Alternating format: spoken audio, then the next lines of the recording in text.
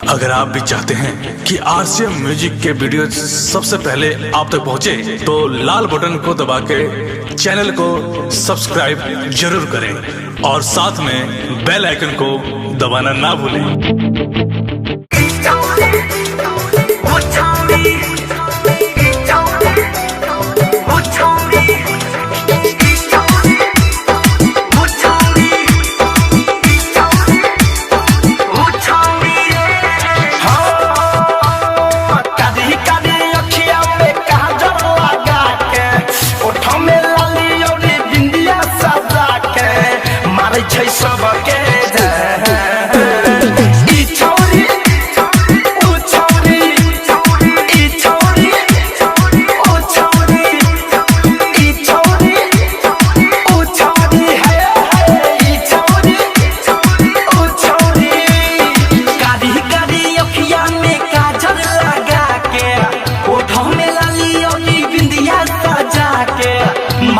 सबके जा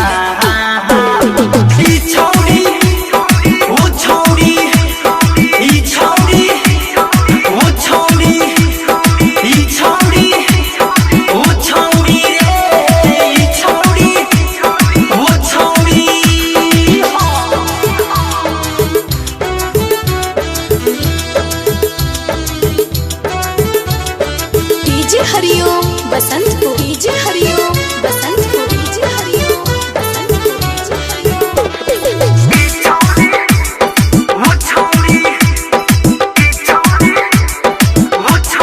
गोरे गोरे गाल वाली रसम जैसा बाल वाली छौरी बड़ा जबरदस्त लगे रे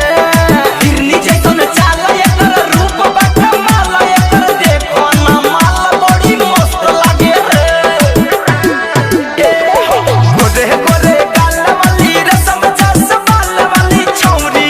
बड़ा जबरदस्त लगे रे हिरनी जैसन चाल एकर रूप बड़ा माल एकर देखो ना माल बड़ी मस्त लगे रे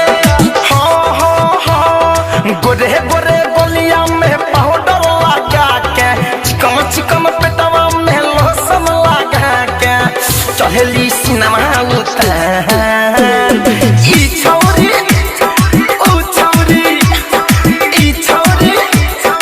ओ छौरी ई छौरी ओ छौरी है ई छौरी ओ छौरी है ओ छौरी